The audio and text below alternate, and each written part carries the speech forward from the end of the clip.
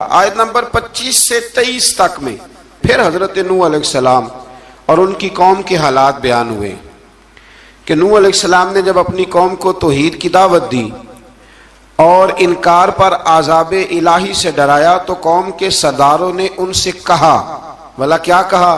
کہنے لگے آپ تو ہم جیسے بشر ہیں، تو ہماری طرح ہی ہیں آپ، اور آپ کے پیروکار پسماندہ یعنی غریب لوگ ہیں اور کم عقل لوگ ہیں۔ ہماری رائے میں آپ کو معاذ اللہ ہم پر کوئی فضیلت حاصل نہیں، بلکہ معاذ اللہ ثم معاذ اللہ۔ کہنے لگے آپ تو جھوٹے ہیں، اللہ کے نبی کو کہہ رہے ہیں معاذ اللہ، استغفر اللہ۔ نوح علیہ السلام نے جواب دیا کہ میں اپنے رب کی جانب سے واضح دلیل رکھتا ہوں اور اس نے مجھے رحمت سے نوازا ہے، لیکن تم میرے مقام کو سمجھنے کی صلاحیت نہیں رکھتے، تم اتنی صلاحیت رکھتے نہیں ہو۔ اور پھر ارشاد فرمایا کہ میں تم سے دعوت حق کے صلے میں کسی اجر کا طلبگار نہیں ہوں اور نہ ہی میں اہل ایمان کو اپنے پاس سے دھتکارنے والا ہوں، اور میں نے یہ دعویٰ بھی نہیں کیا کہ میرے پاس اللہ کے خزانے ہیں، اور نہ میں از خود غیب جاننے والا ہوں، اور نہ ہی میں یہ کہتا ہوں کہ میں فرشتہ ہوں، نہ میں یہ کہتا ہوں کہ جن لوگوں کو تم اپنی نظروں میں حقیر جانتے ہو اللہ انہیں خیر سے نہیں نوازے گا۔ فرمایا یہ ٹھیک ہے کہ اللہ بشروں میں سے رسول بناتا ہے، پر جسے بناتا ہے پھر اسے بڑی شانیں عطا فرماتا ہے۔ پہلے دن سے انسان کا یہ مسئلہ ہے، پہلے دن سے انسان کا یہ مسئلہ ہے کہ وہ کہتا ہے میں انسان سے ہدایت حاصل کروں، لیکن رب نے بھی قانون بنایا ہے کہ اللہ تبارک و تعالیٰ بندے پر ہی وحی فرماتا ہے، فرشتوں اور جنوں کو اللہ نے اس منصب کے لیے منتخب نہیں فرمایا۔ قوم نوح نے کہا کہ آپ نے ہم سے بہت بحث کی معاذ اللہ، پس جس عذاب سے آپ ہمیں ڈرا رہے ہیں وہ لے آئیے۔ تو نوح علیہ السلام نے کہا کہ اللہ چاہے گا تو تم پر عذاب بھی آ جائے گا۔ آیت نمبر 37 سے 47 میں بتایا کہ اللہ تعالیٰ کی طرف سے نوح علیہ السلام کو حکم ہوا کہ ہماری نگرانی میں اور ہماری وحی کے مطابق آپ کشتی بنائیے، اور ظالموں کے بارے میں ہم سے کوئی بات نہ کریں۔ حضرت نوح کی خواہش تھی کہ یا اللہ انہیں بھی معاف کر دے، فرمایا یہ ظالم ہے تو میرے نبی ان کے بارے میں مجھ سے کوئی بات نہ کریں، وہ ضرور غرق ہو جائیں گے۔ پھر وہ کشتی بنانے لگے، اور جب ان کی قوم کے سردار ان کے پاس سے گزرتے تو ان کا مذاق اڑاتے۔ یہ آپ کیا کر رہے ہیں؟ آج بھی وزیر مشیر بڑے بڑے لوگ اللہ ماشاءاللہ دینداروں کا مذاق اڑاتے نہیں؟ اڑاتے ہیں کہ نہیں اڑاتے مذاق؟ یہ کن کا طریقہ ہے؟ یہ تو قرآن مجید کہہ رہا ہے کہ حضرت نوح کی قوم جو کافر تھی ان کا طریقہ ہے اہل ایمان کا مذاق اڑانا۔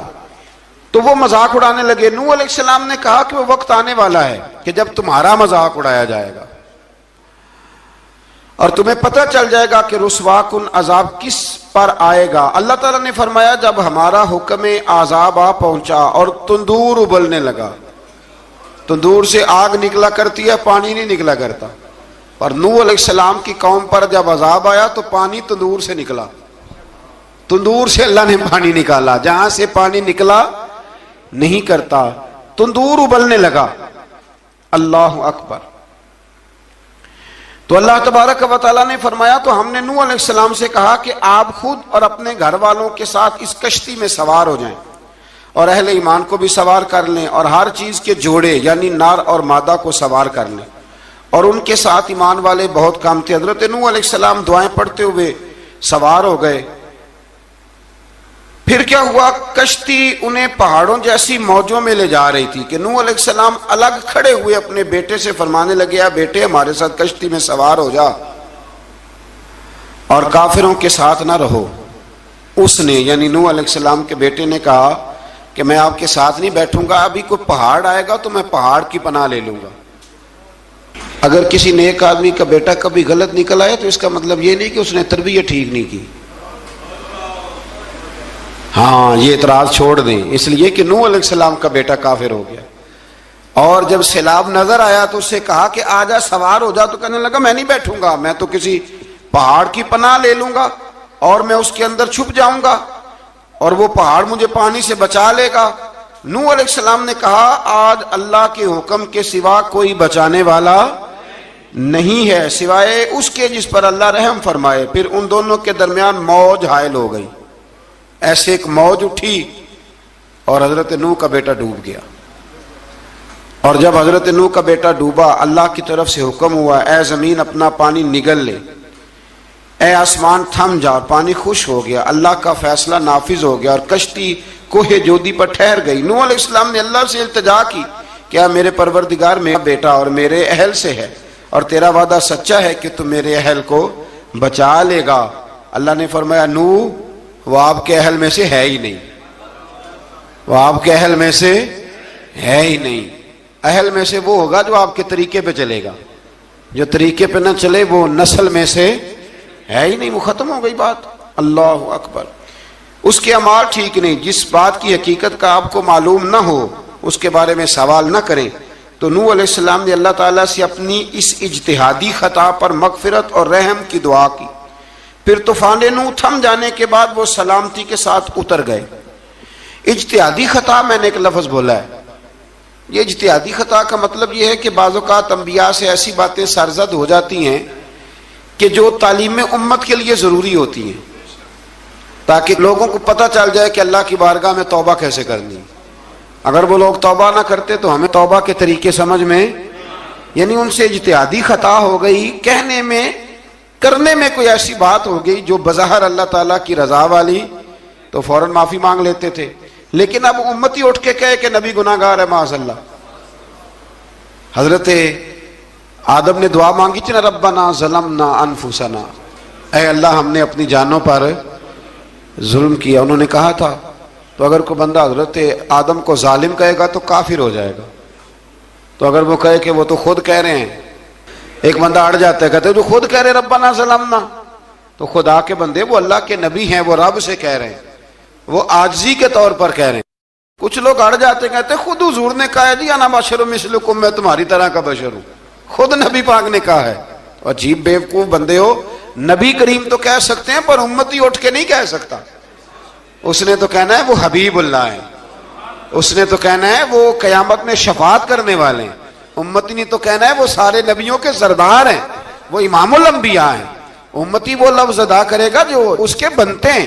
اب کوئی بندہ اٹھ کے کہہ دے, دیکھے نا ایک بہت بڑا عالم تقریر کرتے ہوئے کہے جی میں تو ان پڑھ آدمی ہوں, تو اس کا شاگرد کہے کہ استاد جی قسم اٹھائے ہاں آپ نے تقریر میں کہا نہیں میں ان پڑھ ہوں, آپ تو ان پڑھ ہے. تو یہ بات ادب ہے کہ بے ادبی ہے؟ چلیں اس سے آگے چلتے ہیں, یہ بھی ذرا مشکل سے سمجھ میں آئے گی. ایک اور بات جو جلدی سمجھ میں آ جائے گی. ایم این اے جب اعلان کرتا ہے, تقریر کرتا ہے, الیکشن لڑتا ہے تو کہتا نہیں میں قوم کا خادم ہوں. کہتے ہیں نا کہ میں قوم کا خادم سے آپ کیا کچھ کراتے ہو, سارے کام کراتے ہیں نا.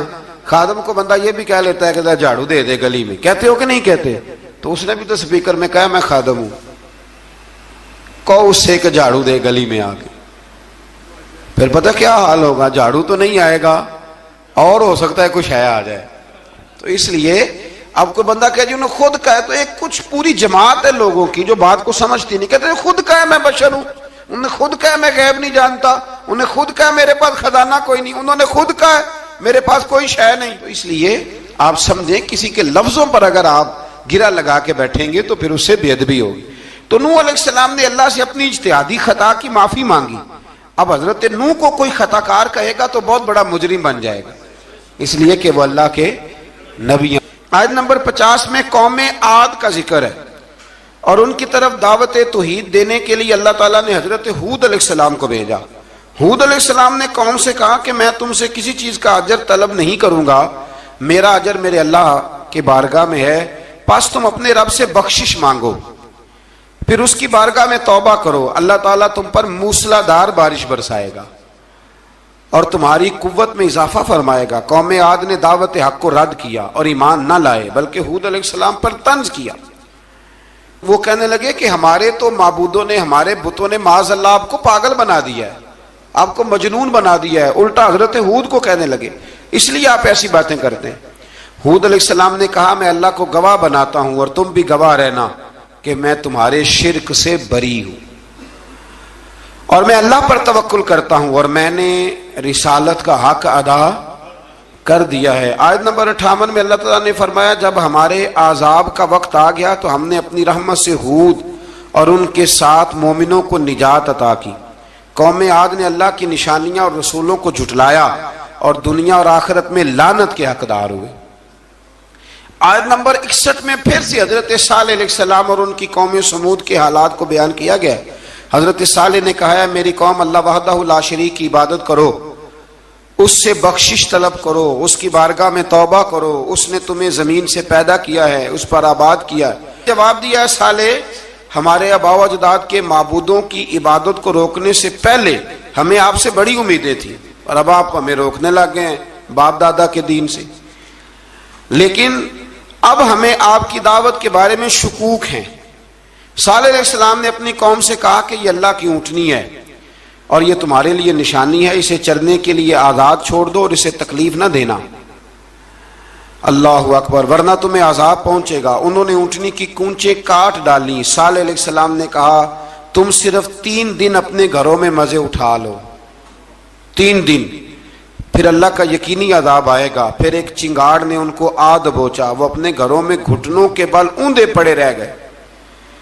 صرف صالح علیہ السلام ان کے ساتھ اہل ایمان اس عذاب سے بچے۔ یہ 3 قوموں کا ذکر ہو گیا، نوح علیہ السلام کی قوم کا بھی، ہود علیہ السلام کی قوم کا بھی، اور حضرت صالح علیہ۔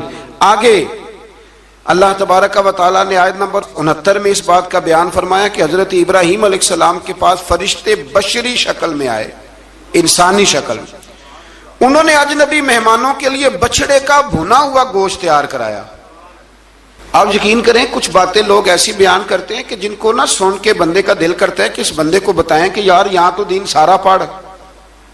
ایک صاحب مجھے کہنے لگے جی میں ایک پیر صاحب کے پاس گیا تھا تو بڑی مرغن غذائیں تھیں، انہوں نے میری بڑی خدمت کی پر مجھے نہیں اچھا لگا، پیروں کو چاہیے سادی روٹی رکھیں۔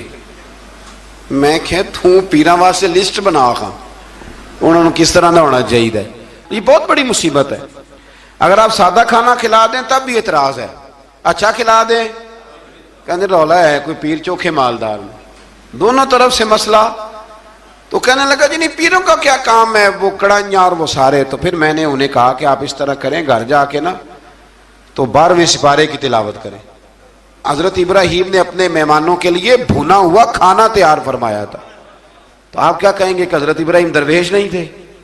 عجیب بات ہے بھائی، آپ ہر بات میں ہٹ جاتے ہیں۔ دین ہم نے وہ لینا ہے جو اللہ کا قرآن ہمیں دیتا ہے اور رسول اللہ کی حدیث ہمیں دیتی ہے۔ جب انہوں نے دیکھا کہ مہمان کھانے کی طرف ہاتھ نہیں بڑھا رہے تو ان کو ڈر محسوس ہوا۔ حضرت ابراہیم کو فرشتوں نے کہا کہ ہمیں قوم لوط علیہ السلام کے عذاب کے لیے بھیجا گیا ہے۔ حضرت ابراہیم کی بیوی کھڑی تھی، اس پر وہ مسکرائیں تو فرشتوں نے اللہ کی طرف سے انہیں حضرت اسحاق علیہ السلام اور اس کے بعد حضرت یعقوب علیہ السلام کی بشارت عطا۔ اسحاق علیہ السلام حضرت ابراہیم کے بیٹے ہیں اور یعقوب علیہ السلام پوتے ہیں، اور یعقوب علیہ السلام کے بیٹے یوسف علیہ السلام۔ ہاں اللہ اگر چاہے تو 7 نسلوں میں نبوت رکھ دیتا ہے اگر اس کی منشا ہو۔ تو حضرت یعقوب کی بشارت دی۔ انہوں نے حیرت سے کہا کہ ہم دونوں میاں بیوی تو بوڑھے ہیں، اس عمر میں اولاد کیسے ہوگی؟ تو فرشتوں نے جواب دیا اے ابراہیم کے گھر والو، تم پر اللہ کی رحمتیں اور برکتیں ہوں، اللہ کی قدرت پر تمہیں کیوں تعجب ہے؟ اللہ فرماتا ہے کہ بیٹے کی بشارت سن کر ابراہیم کا خوف دور ہو گیا، اور پھر وہ قوم لوط کے بارے میں گفتگو کرنے لگے۔ ابراہیم بہت بردبار، اللہ سے آہوزاری کرنے والے اور اس کی طرف رجوع کرنے والے تھے۔ اللہ تعالیٰ نے حضرت ابراہیم علیہ السلام کو فرمایا اے ابراہیم اس گزارش سے آپ گریزاں رہیں، اس کا یقینی فیصلہ ہو چکا ہے اور ان پر نہ ٹلنے والا عذاب نازل ہو کے رہے گا۔ وہ کیا گناہ کرتے تھے؟ لوط علیہ السلام کی قوم میں میں نے بتایا تھا، مرد مردوں سے بدفعلی کرتے۔ تو حضرت ابراہیم نے بھی عرض کی، بار بار گزارش کی، بحث کی کہ اللہ مہربانی فرما ان کا عذاب۔ آپ دیکھیں نبیوں کے حوصلے کتنے بڑے ہیں، قومیں تنگ کرتی ہیں اور طرح طرح کی باتیں کرتی ہیں، اور پیغمبر پھر بھی کہتے ہیں یا اللہ مہربانی فرما، اے اللہ ان سے عذاب۔ آیت نمبر 77 میں حضرت لوط علیہ السلام کی قوم کی بدعمالیوں اور لوط علیہ السلام کے اپنی قوم کو بدعمالیوں کے باعث فرشتوں کی آمد، قوم کے بدعمال لوگوں کے دوڑ کر آنے اور حضرت لوط کو ان کے سمجھانے اور ان کے انکار پر مضطرب ہونے کا ذکر ہے، جس پر فرشتوں نے حضرت لوط کو تسلی دی کہ آپ فکر نہ کریں، ہم آپ کے رب کے فرشتے ہیں، یہ آپ اور ہم تک نہیں پہنچ سکیں گے۔ آپ رات کے آخری حصے میں قوم کی طرف توجہ کیے بغیر ہجرت فرما لیں، اس لیے کہ صبح کے وقت ان پر عذاب آئے گا۔ جب اللہ کا عذاب آیا تو اس نے بستی کے اوپر کے حصے کو نیچے کر دیا اور قوم لوط کے اوپر اللہ کی طرف سے لگاتار نشان زدہ پتھر برسائے گئے، لگاتار پتھر آئے۔ آیت نمبر 84 میں اللہ تعالیٰ نے حضرت شعیب علیہ السلام اور ان کی قوم کا ذکر فرمایا ہے اور ان کے جرائم کو بیان کیا گیا ہے۔ وہ ناپ تول میں کمی کرتے تھے، دوسروں کو چیزیں کم تول کر دیتے تھے۔ اللہ تعالیٰ نے ان سے فرمایا کہ فساد فی الارض سے باز آؤ اور اپنے سے پہلے سرکش امتوں کا انجام دیکھ لو۔ جب حضرت شعیب کی نصیحتوں کا ان پر اثر نہ ہوا تو پھر اللہ تعالیٰ نے انہیں بھی عذاب سے ہلاک کر دیا۔ آیت نمبر 94 میں فرمایا کہ جب ہمارا عذاب آیا تو ہم نے اپنی رحمت سے حضرت شعیب اور ان پر ایمان لانے والوں کو بچا لیا، اور ظالموں کو ایک زبردست چنگاڑ نے پکڑ لیا تو صبح وہ اپنے گھروں میں اوندے منہ پڑے تھے، گویا وہ کبھی وہاں آباد تھے ہی نہیں۔ آیت نمبر 96 میں حضرت موسیٰ علیہ السلام کو عطا کیے جانے والے 9 معجزات کا ذکر ہے۔ پھر فرعون اور اس کے پیروکاروں کے باطل روش کے باعث ان کی ہلاکت کا بھی ذکر فرمایا، اور دنیا اور آخرت میں انہیں ملعون یعنی لعنتی قرار دیا۔ جن بستیوں کو اللہ تعالیٰ نے ہلاک کیا ان میں سے بعض کے آثار موجود ہیں اور بعض کے آثار تک معدوم ہو چکے۔ ان میں سے ہر بستی والے اپنے ظلم کے باعث ہی ہلاک ہوئے۔ اللہ تعالیٰ کسی پر ظلم نہیں فرماتا، لوگ خود اپنی جانوں پر ظلم کرتے ہیں۔ جو شخص عذاب آخرت سے ڈرتا ہے اس کے لیے اس میں نشانیاں موجود ہیں۔ آیت نمبر 106 سے اللہ تعالیٰ نے انجام کے اعتبار سے لوگوں کی 2 قسمیں بیان کی۔ 2 قسمیں فرمایا، ایک ہیں سعادت مند لوگ اور دوسرے ہیں بدبخت۔ فرمایا بدبختوں کا ٹھکانہ جہنم ہے جس میں وہ ہمیشہ رہیں گے، اور نیک بختوں کا ٹھکانہ جنت ہے، وہ ہمیشہ اسی میں رہیں گے، اور ان کے لیے اللہ کی طرف سے نا ختم ہونے والی عطائیں۔ آیت نمبر 110 میں حضور صلی اللہ علیہ وسلم کو تسلی دی گئی کہ جس طرح یہ لوگ قرآن کے بارے میں اختلاف کرتے ہیں، اسی طرح قوم موسیٰ نے تورات کے بارے میں بھی اختلاف کیا تھا، اور اللہ نے ان کے اعمال کا پورا بدلہ انہیں دیا۔ آیت نمبر 112 سے سرکشی کو چھوڑ کر احکامات دین پر استقامت اختیار کرنے اور ظالموں کے ساتھ میل جول رکھنے سے بچنے کا حکم دیا گیا ہے، اور فرمایا کہ ظالموں سے میل جول کا انجام دوزخ کی آگ ہے۔ ہم لوگ نہ شکوہ کرتے ہیں، کسی حکومت کو بنے ہوئے 6 مہینے گزرتے ہیں تو شکوہ شروع ہو جاتا ہے، حالانکہ وہ خود تو نہیں نہ بنتے، ان کو کوئی بنانے والا ہے۔ تو ظالم کا جو مددگار ہوتا ہے وہ بھی ظالم ہوتا ہے، اس لیے احتیاط کریں۔ اور یہ صرف سیاستدانوں کی بات نہیں، دنیا کے ہر معاملے میں آپ غور کریں کہ آپ کسی ظالم کے مددگار تو نہیں۔ اللہ تعالی ہمیں حق پر استقامت عطا فرمائے۔ آیت نمبر 114 میں دن کے دونوں طرفوں میں اور ابتدائی رات کے کچھ حصے میں اللہ تعالیٰ نے نماز قائم کرنے کا حکم دیا ہے، رات کے کچھ حصے میں بھی نماز پڑھنی چاہیے، اور یہ بھی بتایا کہ بے شک نیکیاں گناہوں کو مٹا دیتی ہیں، اور یہ نصیحت قبول کرنے والوں کے لیے نصیحت ہے۔ آیت نمبر 120 میں اللہ تعالیٰ نے فرمایا کہ ہم آپ صلی اللہ علیہ وسلم کو رسولوں کی تمام خبریں آپ کے دل کی تسکین اور تقویت کے لیے بیان کرتے ہیں، اور ان میں مومنوں کے لیے نصیحت اور عبرت ہے کہ ان ساری باتوں سے عبرت پکڑ لو۔ بچہ صرف وہی جو اللہ کے نبیوں کے طریقے پہ چلا اور نبیوں کے ساتھ رہا، باقی بچ سکے نہیں۔ اللہ تعالیٰ کی طرف سے توحید و رسالت اور وقوع قیامت کے دلائل بھی ہیں۔ آیت نمبر 123 میں فرمایا کہ آسمانوں اور زمینوں میں سب غیب اللہ ہی کے ساتھ مختص ہیں، اور ہر کام اسی کی طرف لوٹایا جاتا ہے۔ آپ اسی کی عبادت کیجئے، اسی پر توکل کیجئے، اور آپ کا رب لوگوں کے اعمال سے غافل نہیں ہے۔ اسی پارے میں نا آگے سورۃ یوسف شروع ہو رہی ہے، اس کو اللہ تعالیٰ نے کہا ہے کہ یہ بڑا پیارا قصہ ہے، احسن القصص کا، قصوں میں سونا قصہ۔ تو یہ کچھ 12ویں پارے میں اور کچھ 13ویں پارے میں ہے۔ میں نے یہ ارادہ کیا ہے کہ یہ ایک ہی دن پوری بیان کی جائے۔